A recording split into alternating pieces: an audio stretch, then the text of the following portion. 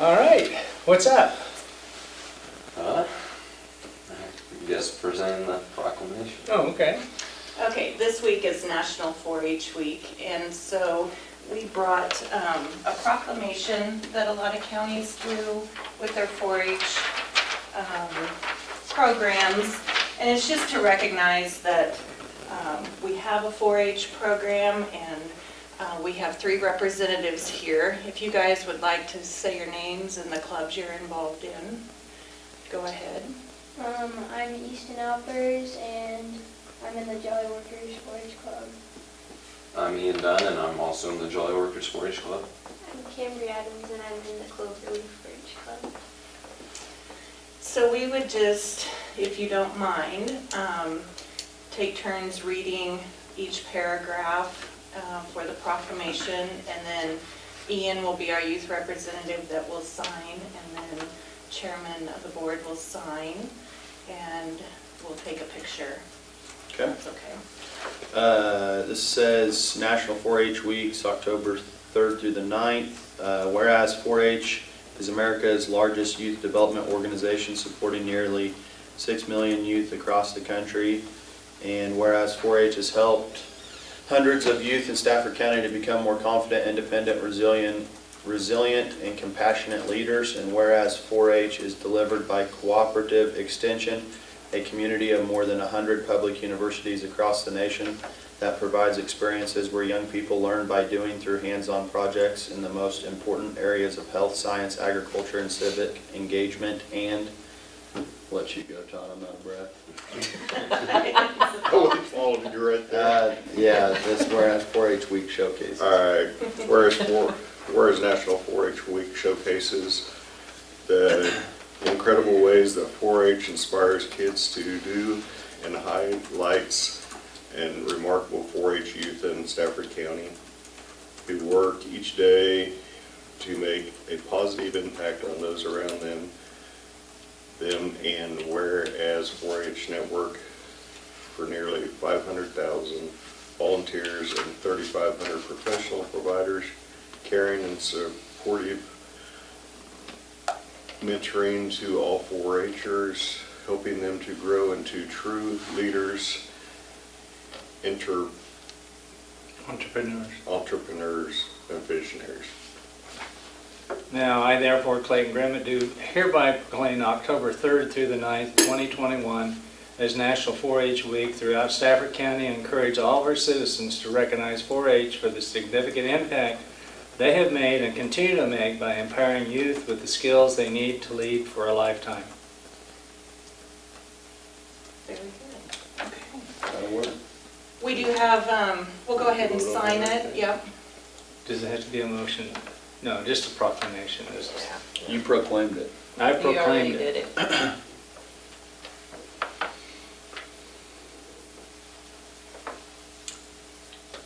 Today's the 6th? Yeah, 6th, I It is? think. Yes. Oh, honestly, I had Wednesday covered up. Well, it was the 5th too.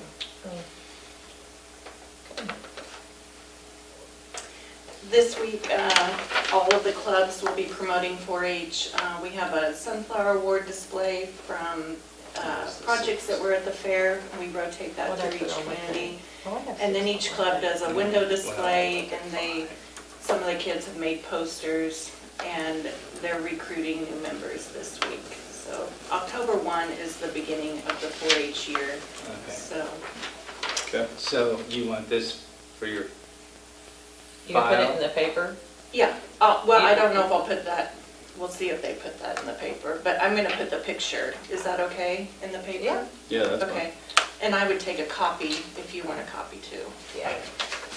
So what do you want to put the picture? Just over here, or whatever works for you guys.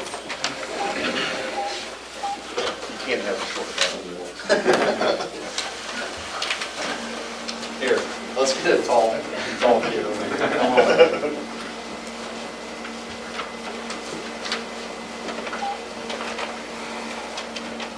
Cambry, maybe step back a little bit, and Easton, I'm just gonna have you move right there in front of Ian, and let's a little more balance.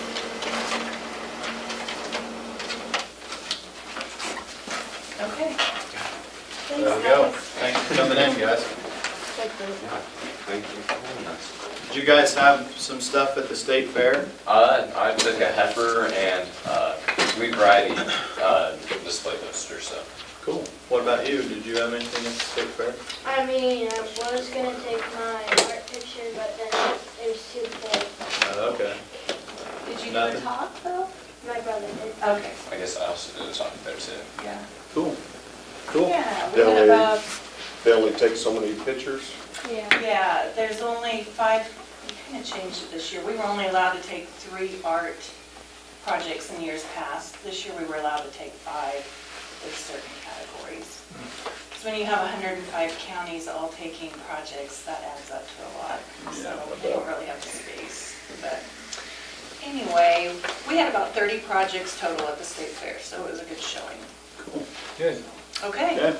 thank you See very ya. much. Keep up the good work. Here, Thanks. I can send that over if you want it published, Oh, the proclamation. okay, He'll publish it. Because all you have to do is send it to him and he'll, Just send it to David. okay. Do you want the picture? Do you want me to send you the Send me the picture? picture and that, and I'll get it in for you. Perfect, okay, I appreciate it. just as Okay. long as you get it there by 10 o'clock on Monday. Oh, he does stuff earlier than that. Who's that? Who you send it to? David Got right? Courier. Courier, my friend David. I trust you to get these to send.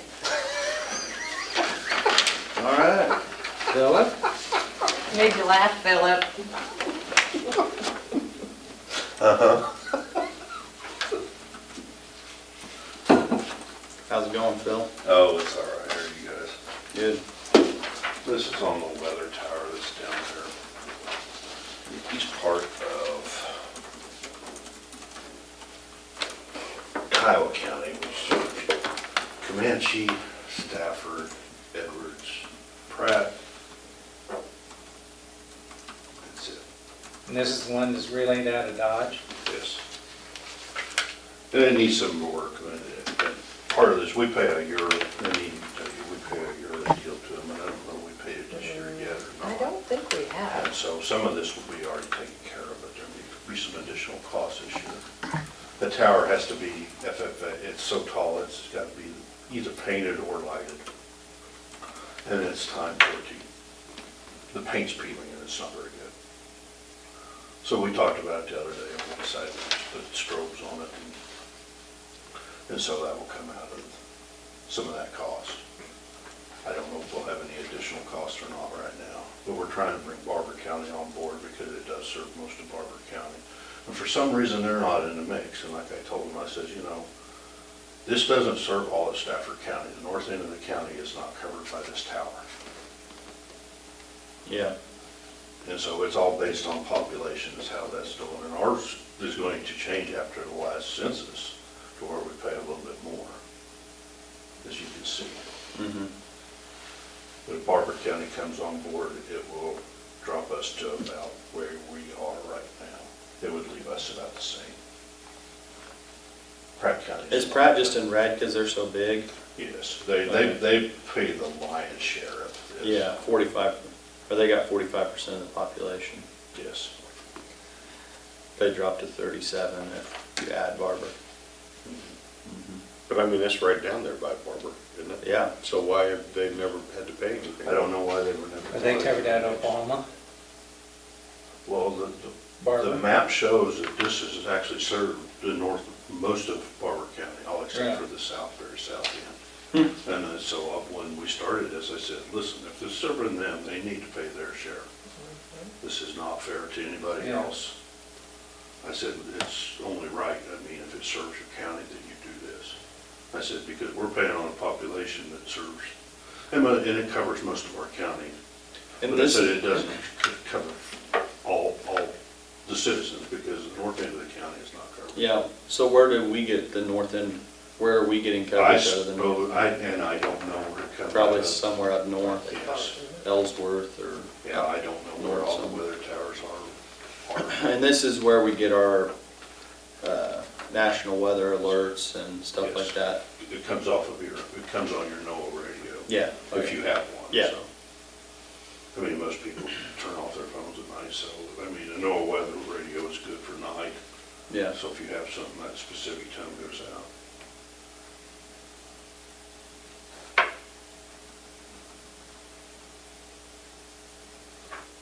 Okay.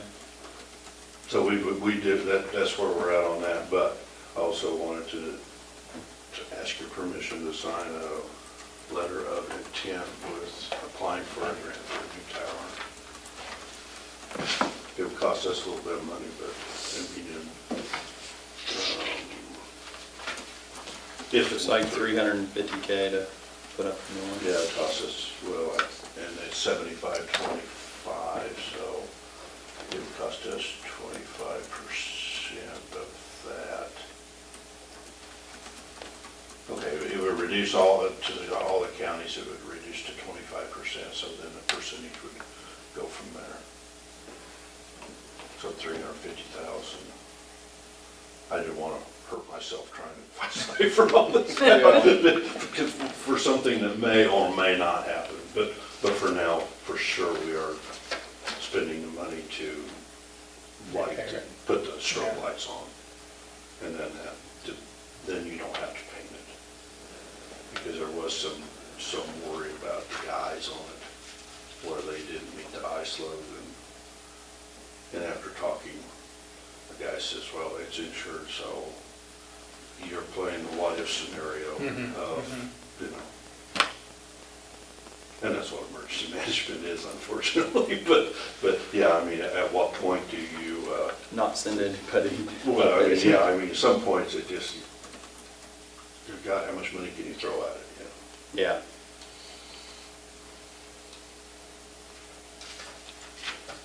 Okay.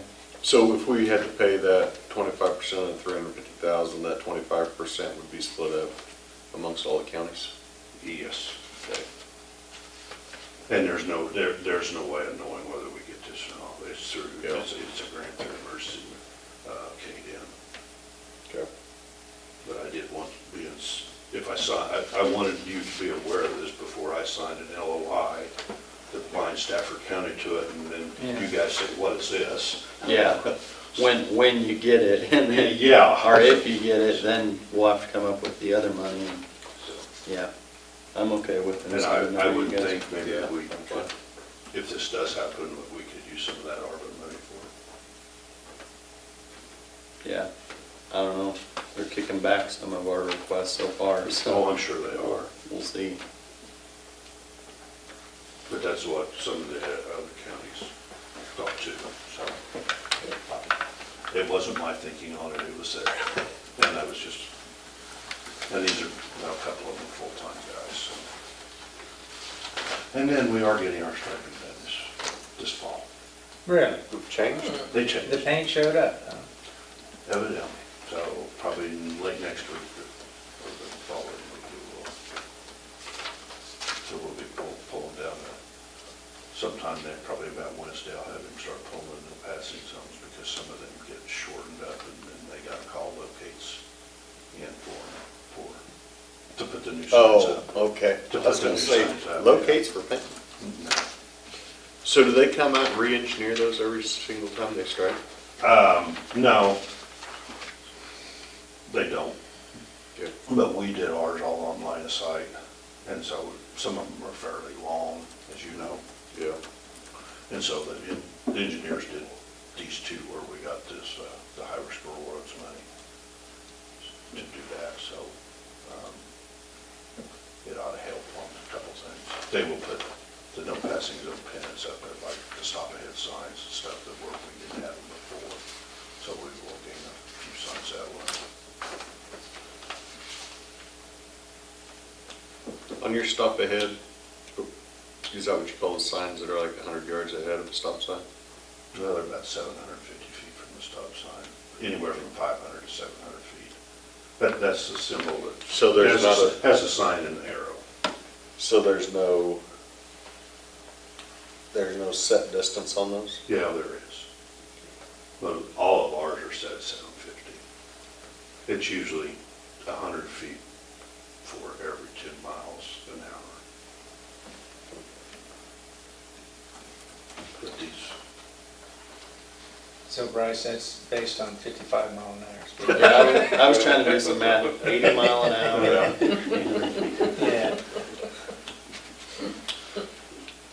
You have to put a binocular or a telescope up. Yeah. on the dash. Yeah. Yeah, my speed's, it's a half mile prior to the stop sign.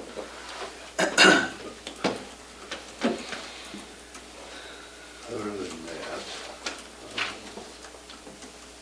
I think everything is progressing as it should. We're getting all the shoulders open more time, then we'll get the bottoms to start getting things going. Will you end up mowing 2 widths? And then on the right, the bigger ones, some of the bigger ones, we'll go ahead and go all the way to the fence line. Usually I'm not gonna worry about too much on some of them wider ones where there's, already a little bit of encroachment, it's just not 5 foot. It's when then as you know, west of town here where they got out past the poles and then now you've seen it blow into the ditch, that's going to be an issue that we'll have to address next spring. So we'll have to go in there and dress it up. And So the landowner, farmer doesn't bear any of the cost for that? well, not unless it becomes a habitual problem. Yeah. You know how it was in the 60s and 70s. Oh, yeah. I've heard the 70s and Yeah. I can remember it because we've moved a lot of dirt by loader and grader and whatnot. Yeah. And that's pretty expensive. Oh, yeah. So, but yeah, it sifted pretty good out there. Yeah, not as bad as on Eden Valley So, last year. Yeah, it is. So I think that's all I have right now. Good. Thanks, Bill. All right, thank you.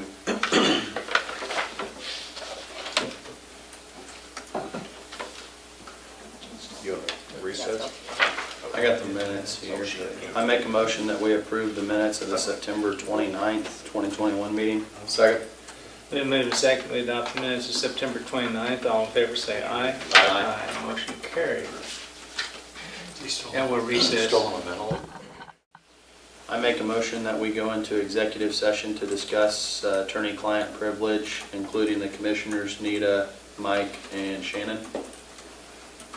Second. For 30 minutes? Oh, 30 minutes, sorry. It's been moved and second, we go into executive session for 30 minutes for attorney-client privilege. All in favor say aye. Aye. Aye. Motion carried. How we doing today? Fine, and you guys? Good. Good. Good. They haven't come in and complained about anything yet? We never get complaints. It's just always, what a good job we're doing. It's a land of milk and honey. Yeah. What world do you live in? Yeah. So tell us about your 12-step group. Well, we want to do that. We've been working on it now a little over a year, and we're getting some tenders, that we're working with. It's not an easy project, I can tell you that. And I might just tell you a little bit of my background as a pastor. I'm retired now, but back in 2010, Christmas 2010, when I was in Larned, I had a funeral for a 25-year-old man.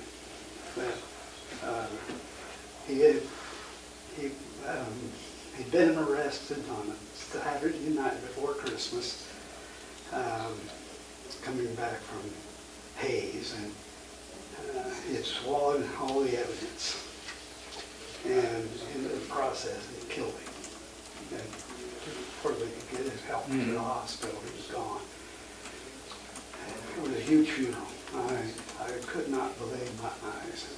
There was about 250 people, standing room, all the seats taken. And I just felt God nudging me at that point, you need to be involved in an addictions program. And I said, what do I know about it? I raised a preacher's kid. I don't know anything about it. But we did. We formed a Celebrate Recovery program in Pawnee County. And they're in the process trying to breathe some life back into it now. But I haven't lost my passion for that. And here I see the same thing. doing interim pastor work over at First Baptist in Stafford for a couple of years until just this last March. And became aware of the huge problem that they have in the city, and as well as being aware of it here. It's a huge problem, and it's really encouraging to me to see some of these people who have been suffering from some kind of addiction, whether alcohol or drugs or a combination, to see some of their lives changing. And becoming responsible and becoming responsible employees. We've got a lot of work to do yet, guys, you know, and we're not saying we have all the answers, but we think that a good spiritual 12-step program is exactly what's needed. That's what we've been working on. We are meeting regularly up at Hudson on Thursday nights. Why Hudson? Well, it's central. We have the backing of the church there, Trinity, which really helps, and with Leanne Russell particularly, you know, with her background. And so we may be facing some problems in the future of transportation, even from St. John or Stafford, I don't know. But we'll just have to address that as we come. But we know that you have some funds available probably through the alcohol and tobacco excise taxes. And if some of that money could be tapped to help us in our effort, we'd appreciate it. One of the most immediate needs we see, I think, in agreement, some of the men that we're working with now have wives who also are experiencing some problems or have in the past. And it'd be nice if we could establish really a dual program, one for men and one for women, but separate. But when you start doing that, and we experienced it at Larned, is that what are you going to do with the kids? And so you need to have a program, you know, for the children and a space for them to operate out of. And so to do that, then you have to really start looking for qualified people who could do that. Babysit well with kids. Maybe might have to hire 2 or 3 people, depending on the age groups. I don't know. We have to, we'll kind of have to experiment as we go. But there's some need there that it's going to take some money to hire, you know, for it. They're not going to. I'm finding in my line of work, volunteers just don't come easy anymore. It used to be volunteers did a lot in community work. Not so today. You know, it's you guys know that. I'm not telling you anything you don't know. So we just appreciate any help you could give us, you know, if you can do that. Kim has just done a dynamite job leading our group. I don't know whether you know her or not, but let her talk for herself. Kim, go ahead and jump in. Well, first of all, my name is Kim Sun. I don't know any of you, so it's nice to meet you. I'm actually from Great Bend, so I'm not from the St. John community. I am now. I'm a Stafford County. Hi, Nita. Hi. I'm a Stafford County resident. Have been officially for about 3 years now, and love it, by the way. I love the rural community. I would kind of like to ask you an initial question. One is, how much time do we have? We have as much time as it'll take. Oh. You're the last thing on the agenda. Oh, I see. Yep. What time do you usually stop? Just so I know. You just go right ahead, whatever you feel 9:30 like. usually. Okay, see ya. Secondly, I just want to ask you, what kind of information do you want to know? What do you want to know? What do you want to base your decision on? Me personally, it sounds like, I mean, have done a pretty good job as far as describing, you guys do weekly meetings, you have a men's group, you'd like to start a women's group. And children. Yeah, and my main question would be, how would you spend the money? And it sounds like it would either be paid for babysitters to where you can have the men's and women's group, and then maybe some transportation expense. Is that correct? It may involve transportation later on. Yeah. You might have to run a bus out of Stafford, out of St. John, I don't know, but Hudson's a good neutral place. And then having the church backing is important, so, yeah. So if we cut you guys a check, or if you got a check, do you guys have your own organization, or would it go to the church, and then the church would, how does that work? We have the name of our group. We have not, in all honesty, gotten to a place where we opened up a bank account or any such thing. We're not incorporated in any way. We're not an LLC, nothing like that. We are simply a 12-step group. When and if the need arises to open up a bank account, or we can certainly do that. I can do that. Yeah.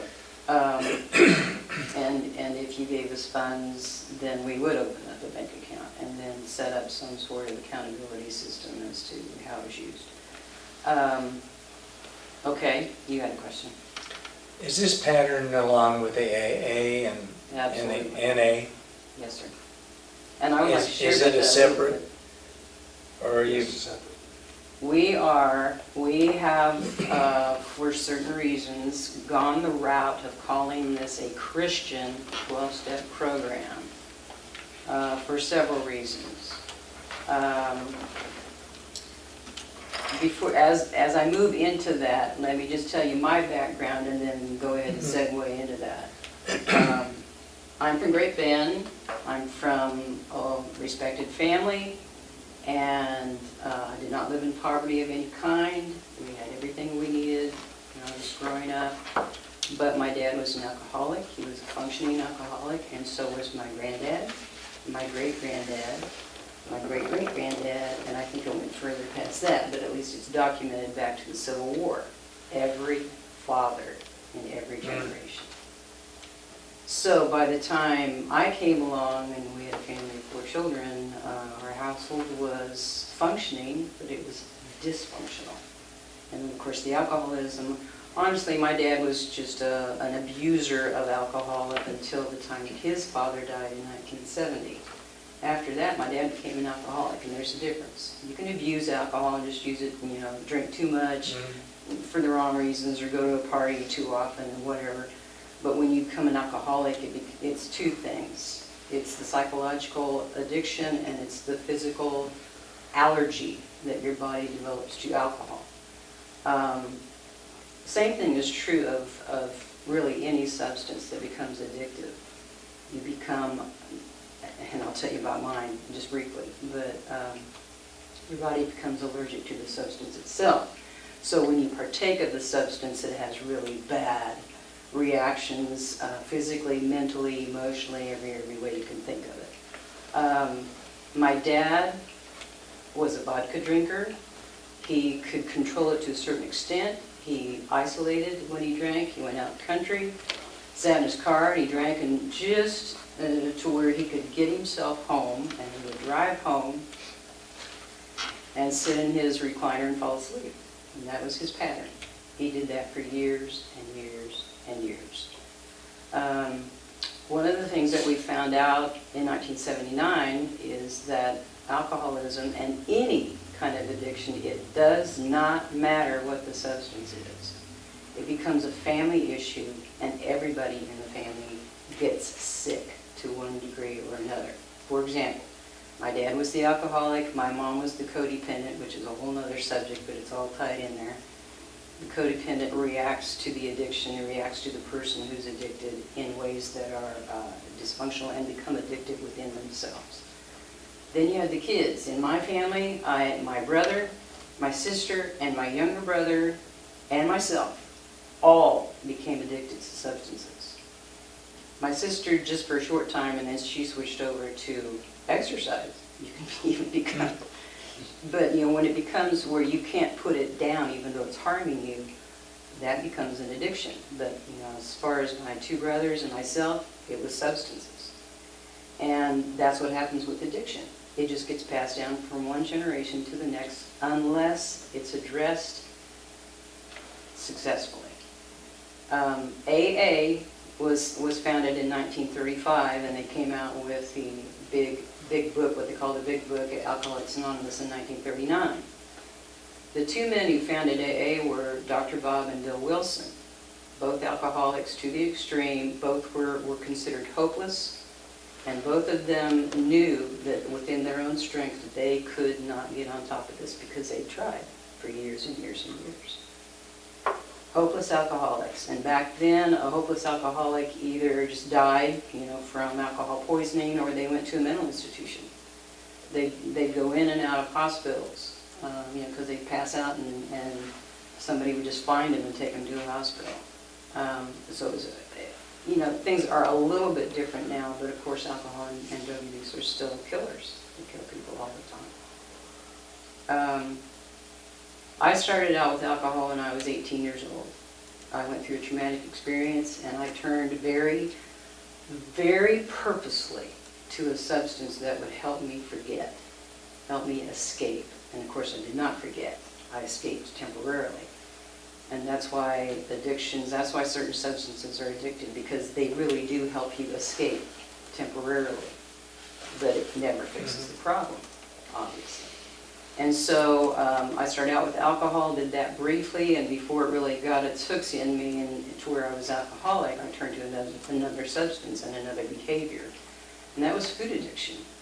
It was compulsive binging. It wasn't just, eating too much every once in a while. It was compulsive binging. Mountains of food eaten on purpose to escape. And I dealt with that for almost 40 years.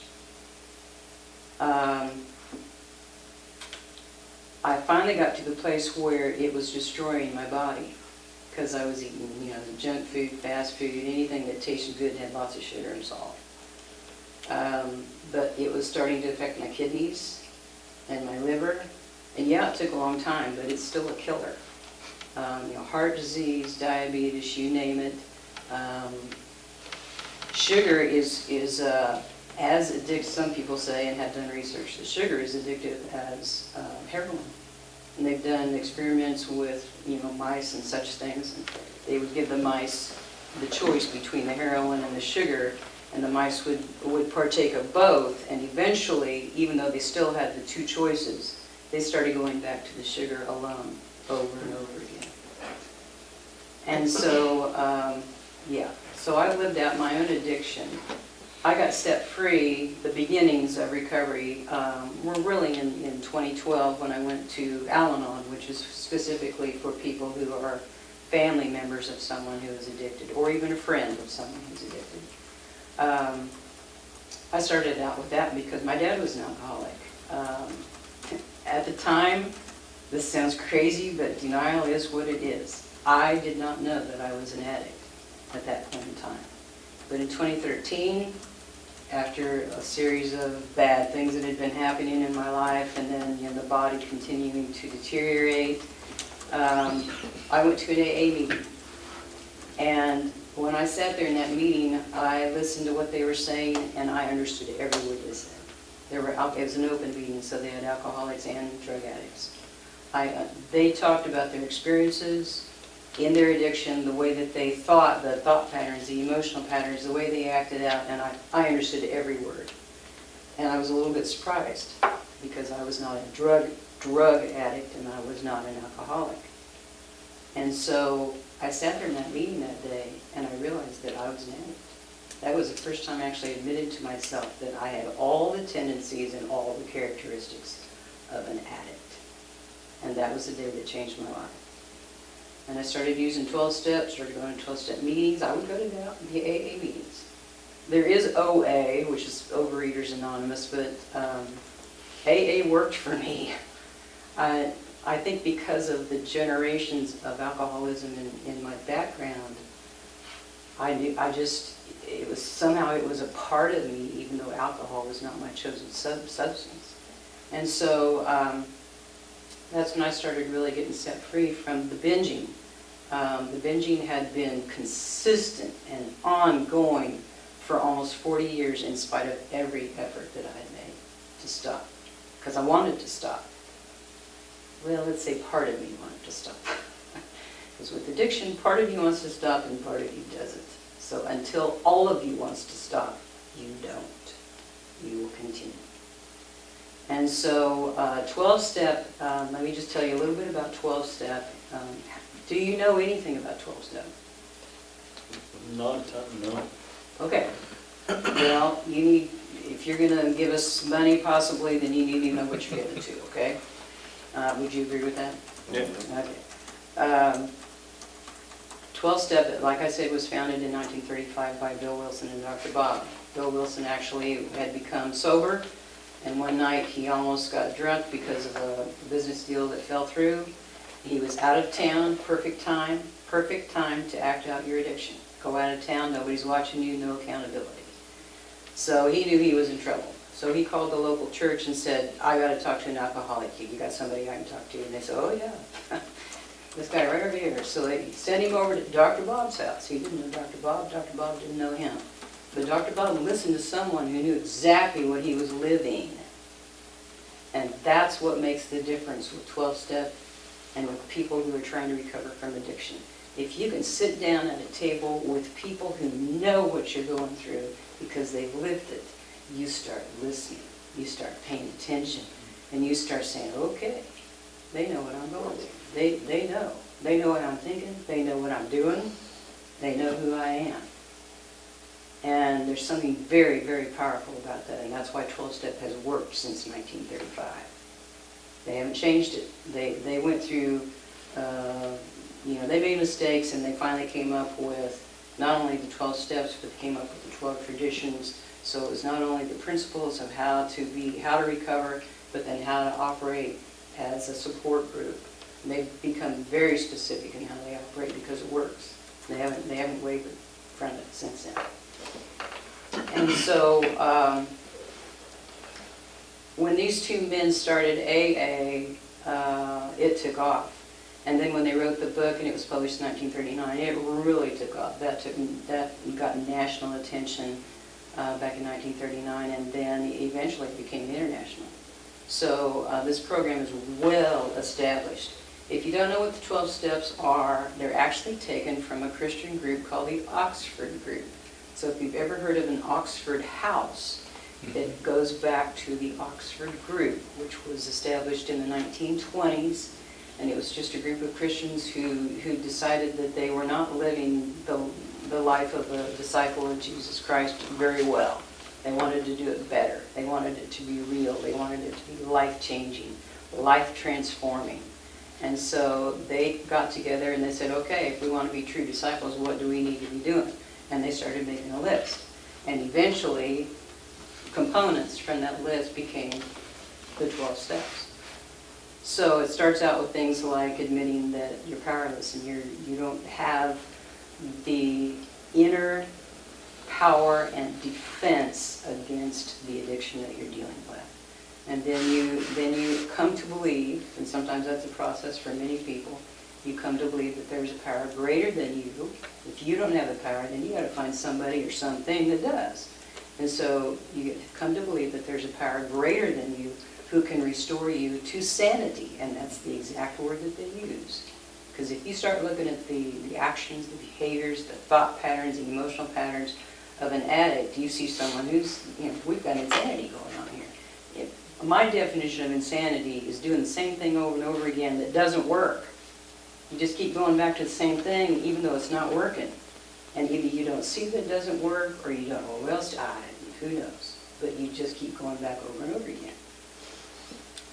And so step 3 is, since you don't have the power and there is somebody who does have the power, then you turn your will and your life over to that power. And that's the higher power. For us, in this group, it's most definitely God and specifically Jesus Christ, because that's what we believe. That That doesn't have to, that's not the way they do it in AA. In AA, they leave that wide open for good reason. In AA, they leave it open because too many people are turned off by Christianity, or they're turned off by church, they're turned off by legalism or something they see in church that they're not happy with. They don't want to touch that. But they might believe in this, or they might believe in that, or they might believe in that, or they might believe in nothing. So in AA, they leave it wide open so people will at least come in the door. And then they can start getting them involved in the support, meeting people, have a sponsor, which is also very much a part of AA, like 12-step programs. Having the sponsor is just somebody that steps along, shoulder to shoulder, and works with you through the 12 steps. So they leave that open so nobody just says, okay, I'm not going to do that because. And people come, and especially back then where it was if you didn't get help, you died, which is still true today, but maybe not quite as much. They just wanted people to come and at least introduce them to something that might save their life. And it did. Hundreds and hundreds and thousands. I don't know what the number is now, but it's in the millions of people who have been affected and have recovered through 12-step. Step 4 is a moral inventory. It's where you take a look at what's on the inside of you, character defects, things that you've done, how you feel about yourself, what you've done to harm other people, what you've done to harm yourself, the distance that you've put between yourself and your higher power through your actions and your beliefs. Step 5 is to actually tell somebody about what you discovered. Step 6 is to prepare yourself to start letting go of those things that have become so harmful in your life. The things that you've used to try to live life that don't work. And step 7 is to actually ask God to remove those things. This is all a process, in case you can't tell. It doesn't happen overnight. Step 8 is to make a list of people that you've harmed, because there's always somebody that you've harmed when you're addicted. Step 9 is to actually go make amends to them in whatever way God leads you. Step 10 is like daily maintenance. Step 10 is to keep doing an inventory on a daily basis, admit when you're wrong, quickly. Step 11 is to continue in a relationship with your higher power. Make sure that that's viable, that that's current, that that's strong, because without that, nothing else works. The step 12 is to give it away. Take what you've learned, take what has changed you from the inside out, and share it with somebody else. So those are the 12 steps. They work, in my opinion, because they're biblical. And I can give you scripture for every one of them. More than one scripture for every one of them. It's a God-centered program that has a long history. I mean, we're coming up on 85 years. We are on 85 years. Yeah. We're on 86 years of successful history. How many people do you have, round number wise, that are using your program now in Hudson? Right now, Yeah. we have anywhere, it's not large, we have anywhere from 5 to 10 people that show up on a weekly basis. Well, that's good. But you've only been in this process for about a year? Well, no, we actually started 2.5 years ago. 2.5 years. Yeah. We started with our core group, and the first year we went through a step study of the 12 steps. And then some people who had not been a part of the core group started coming, or at least one person. And then it's been very slow. And the point is, to remember, is that addiction recovery is not for people who need it, it's for people who want it. And because the need is there, we can all, you don't have to look very far in this county or any other county in the nation. The need is there, but it's for people who want to recover. And we call that, to get to that place, it's called hitting bottom. You have to hit bottom. And hitting bottom is just, there's no hope other than God and 12-step. Yeah. Some sort of recovery. Have you guys pushed a pencil or anything on as far as to get your woman's program going, what it would cost to hire a babysitter that could watch the kids? How much money do you guys think you need as far as transportation? We've not pushed a pencil, no. I can tell you that to hire, we would hire someone to be in charge of child care in the beginning, but eventually we want it to be ministry to a child. ministry to those children, a support group for children. And I've done it. I've done it with 8 and 9 and 10-year-olds, and they needed it. So eventually we would want it to become a ministry program, 12-step recovery program for the kids. But to begin with, to hire a babysitter, to keep them motivated and coming back, it'd be between $10 and $15 an hour to really want them to show up. And we can pay for some of this out of our alcohol fund. We have an local alcohol fund, From the excise tax on Yes, alcohol. which is exactly what it's set up for, is Yeah. programs like this. Yeah. What So- have we been spending that money on? We haven't spent it because we didn't know. There was- Remember when we Melissa were was spending. here? Yeah, She told you guys what you could spend it on? so how much money does that generate every year? I don't have a yearly, I have a total in there now, but I don't have the yearly. We have to ask Mary.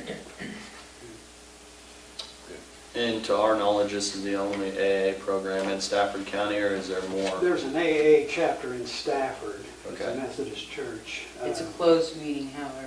Okay. Do you know what a closed meeting is? The difference between a closed meeting and an open meeting is that a closed meeting is, for AA, is alcoholics only. No addicts, no drug addicts, and no other kinds of addiction. It's just for alcoholics. An open meeting is where you have alcoholics and anybody else who's addicted to anything else that wants to be there. Yeah. Yeah, because they were talking about starting up an NA group. Yeah. But I guess what they're trying to find is, is a facilitator, and they haven't found one to head up that group. Whereas with the AA group, they do have one. And to me, this sounds like a good deal. It's for anybody who's addicted. Well, I'll tell you without naming names because I can't. But we have a man in our group who's had to have 23 teeth extracted because of the poison in the system. Probably if he hadn't done something, he probably wouldn't live to be 50. And he's really probably going to develop into the leader of a men's group. I don't know yet, we'll see. He was a meth addict. But when you see some transformation taking place in people's lives like that, that's what excites me and keeps me going with it. I think, it sounds like a good group to me, and I think everybody else, what I'm trying to figure out is, you hate to give all the money to one group. Yeah, that's because- why I asked about other groups, because if we give to one, then the other Yeah, one will be the coming other in too ones and will everything. come up. And then it would be nice if, It if can we knew sustain. how much money we had. Like if you guys had $5,000 a year, would that be adequate, you think? Yes. Yeah, I think it would. Last year, we collected 3,300 into that fund. A little over $1,000 a month. But we have, how much do we have in the We fund were right now? 4,500 in 2019. Yeah, so how much do we have in the fund right now? We have $34,000. Yeah, Yeah. so we could do maybe we could do a bigger stipend now and then Yeah. look at a reoccurring thing. I would like to keep it fair, and we can do a bigger fund, but I would like to keep a little bit in that fund. Yeah. Just in case Maxville I think that's or another group started up, we had a little bit of money to Yeah. give them.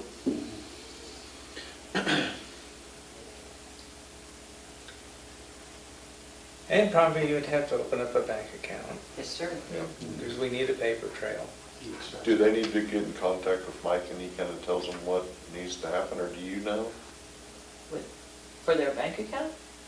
Yeah, can we just write a You check have to to anybody? charter, you have to Yes. form a charter. Now, you can request that they I'm not sure just what's. Give us a documentation. give you an income expense sheet at the end of the year, so And you probably know a what they tax spend it number. on. Yeah, I'm sure. I mean, you can request that. I guess They- what I, mean, the It's way- kind of like when you give a distribution to any entity that you do.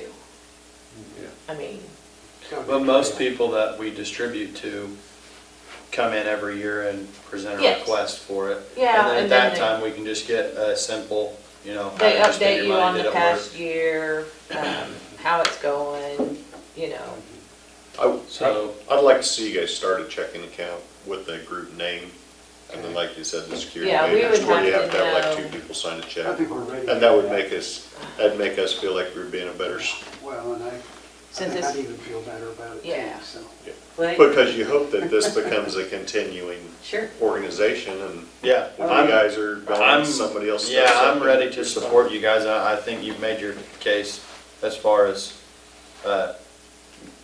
you're up and going. There's an immediate need, and we've got the money to support you. So, I'd like to do something.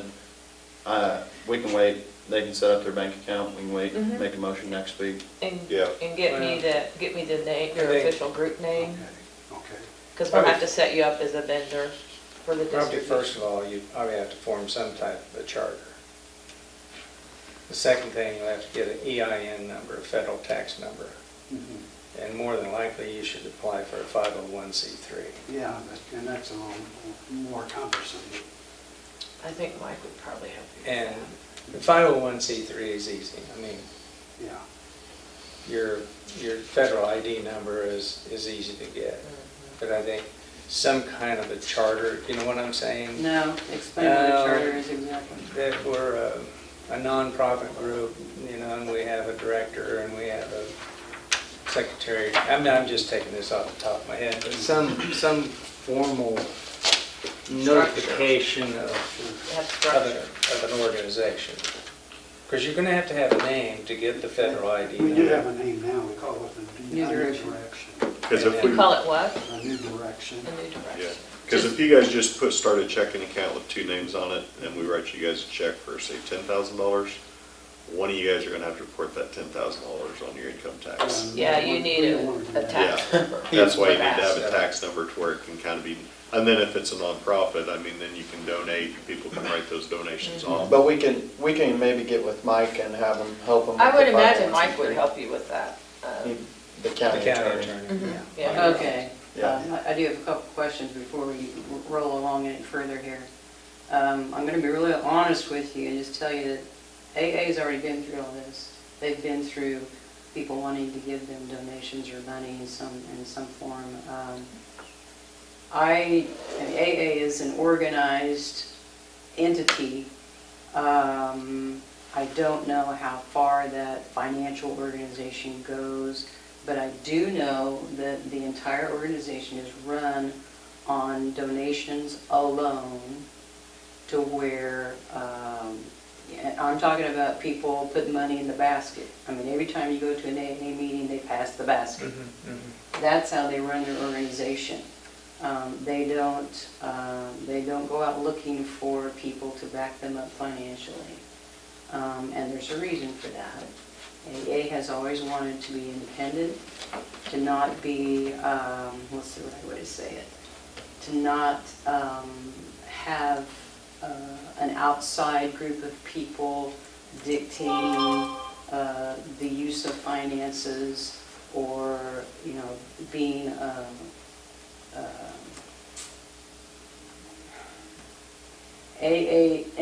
in other words, you know, where people are giving money, then the people want, for good reason, the people want you to be accountable to how you're spending that, and then sometimes they want to have a say in how you're spending that. And then you get to where the group itself is actually being run on certain levels by someone outside of AA. And that's what they were trying to avoid. And so they don't solicit funds at all.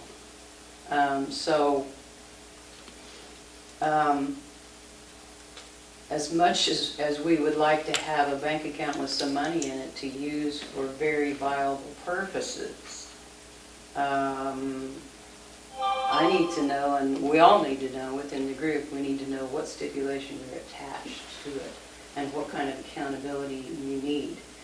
And based on that information, we could make a good decision. What about if we call it a grant? And then, no, that wouldn't work.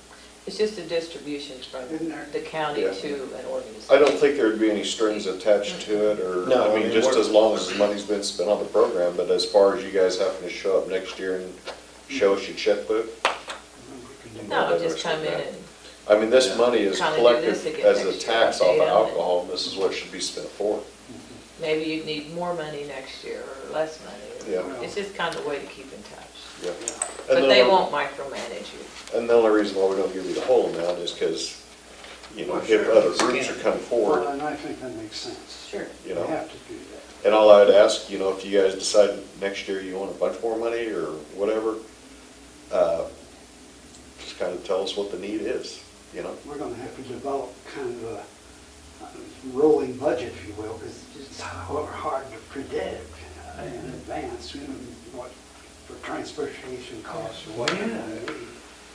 But we're Maybe willing one of to these do years you want to buy your own bus. Yeah. I'm not thinking we're working on I mean, that. maybe you can get them to, people to carpool together and pay their gas We could probably expense, I use mean. some of the Hudson churches, they've got 2 buses, I think. Yeah. You know, Well, I guess the moral of my opinion is that we're ready to spend some of this money and support it, so you guys, appreciate that. and I share Todd's opinion, we're not gonna, you know, from year to year, we distribute to Sunflower and there's dozens of different places and we don't nitpick how they spend their Council on money. Aging. But if they do ask for a lot more or something, they back their case, why they need it, just like anybody would, but, Sure. you know, as far as donating some. But this is coming from a separate fund. It's, yeah. Yeah, it's coming from our It's not excess levied fund. tax dollars. Yeah. Yeah, I think It's a tax collected Yeah. by the state. So I guess whenever you guys get your account set up and you're ready to go, let Nita know. and Yeah. Will we Okay. vote on it at that point? Yeah, Do she needs to cut the check too? Okay, we okay, can do that.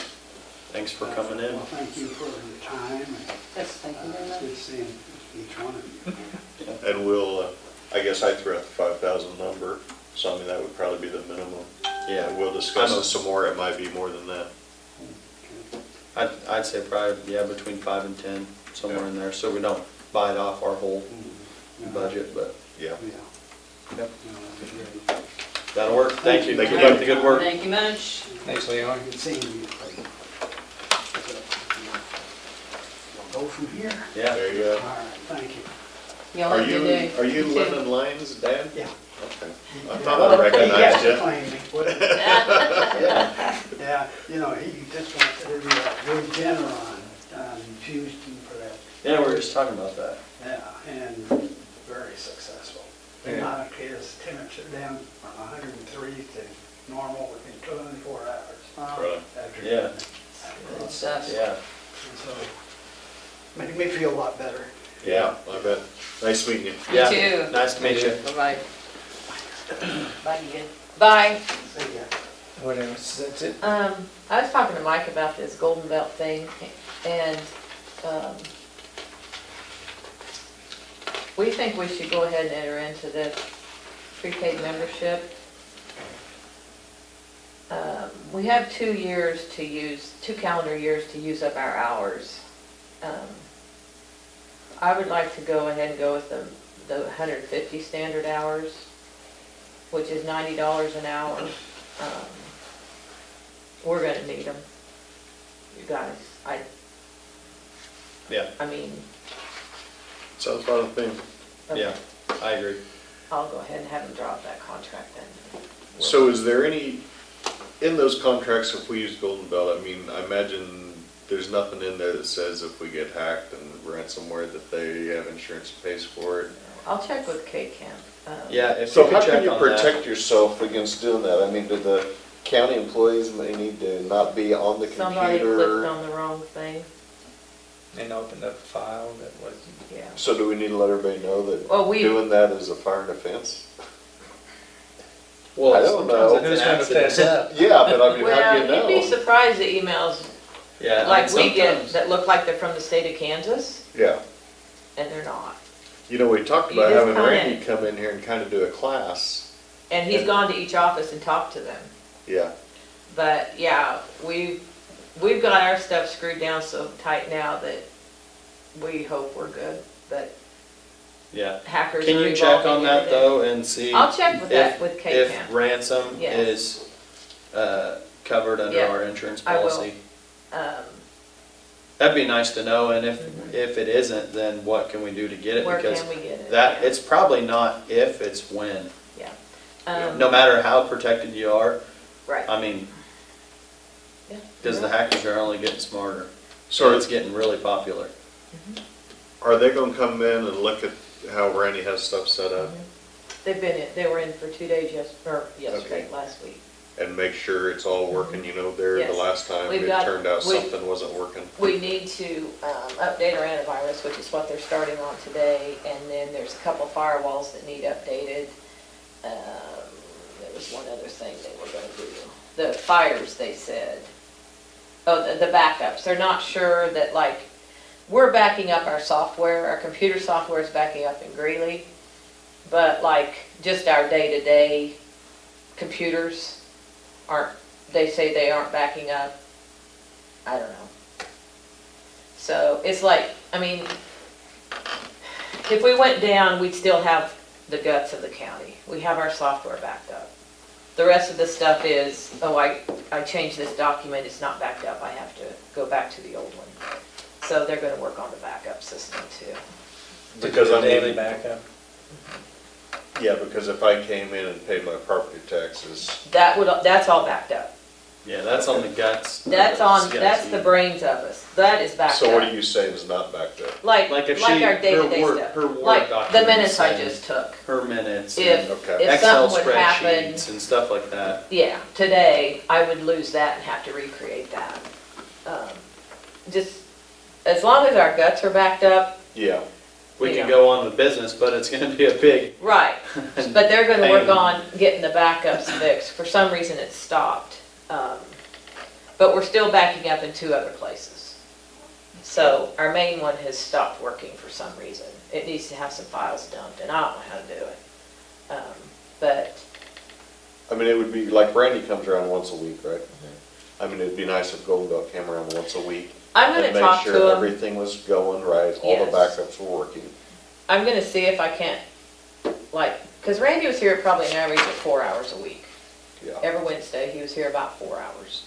And he was busy, going to multiple places, doing multiple things. So I'm gonna call Kyle back and talk to him about, can we do that? Instead of coming down every day or something for minor things, if we can do it like we did with Randy, and they can remote in, and, Yeah. yeah. And I would like him to go around, like Randy, I think that ought to be a yearly deal where they go around and talk to every office and tell them about what not to be doing. Yeah, yeah, Mary's scheduled a department head meeting, so we're gonna hit that then again. But Next yeah, 27. most of the employees are pretty conscious of it.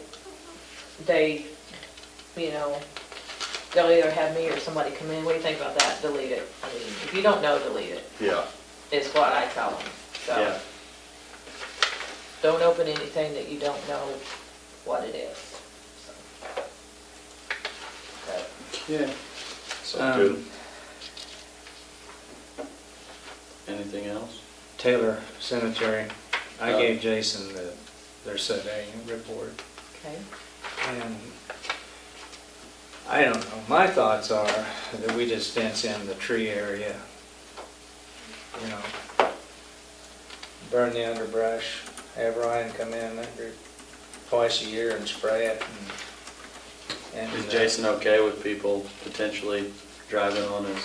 Well, he But it's says- our ground. Well, yeah, I mean, Yeah. I just don't wanna get a And bunch. I don't, I mean, I want him to understand that. yeah, and I told him that I don't perceive anyone walking out there. Yeah. But, Ryan will drive out there twice a year, yeah, and I guess if he doesn't like and he's driving. gonna have it to rye, because he's using it in his pasture. Yeah. So And- it shouldn't be an issue. And I don't know, like I said, that area has not been used since 1939. And Mary would like to have copies of all this so she could put in the township file, Hildebrand, which, Okay, you're gonna fence it in and burn it? that's my opinion.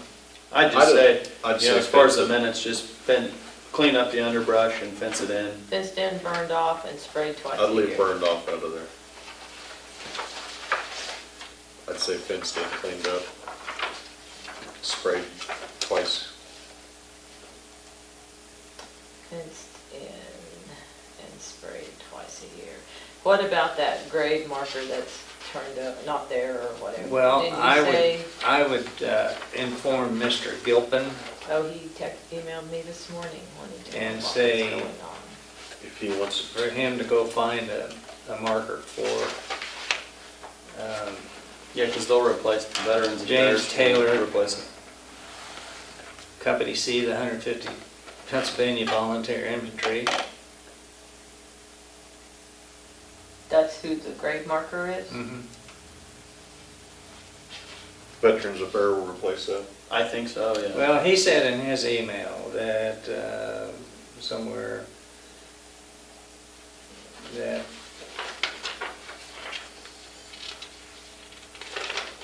Yeah, he had, and attached.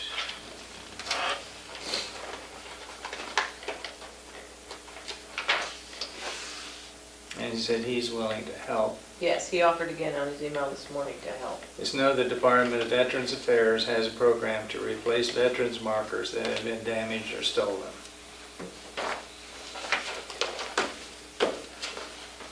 But it is a Civil War veteran, and there's 4 or 5 identifiable graves there. So if you want to go out and look at it sometime, I'd like to go, once we get the wheat planted and corn cut, means that I'd like to. and I don't know go who down we there. get to build that small of a fence, but I can talk to Matthew Miller once we get down there and kind of get more of an idea, Yeah, or Trey, or, yeah, sure. and there's you did somebody send a that- letter to the property owners. Yeah, right? I haven't heard a word. Okay. let Ryan take a look at it.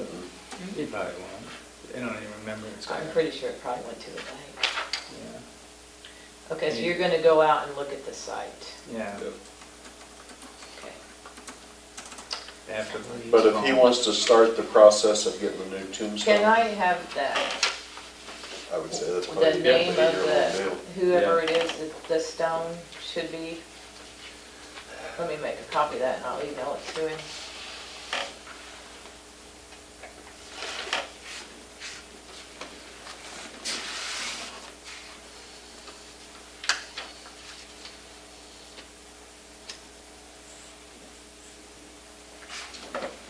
Well, either that or you can just send him this. What's that?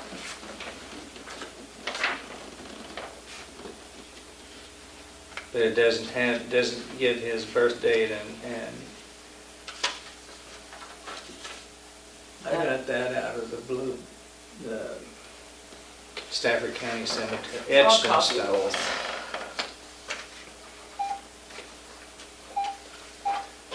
Anything else? Nope. Carol, we're adjourned.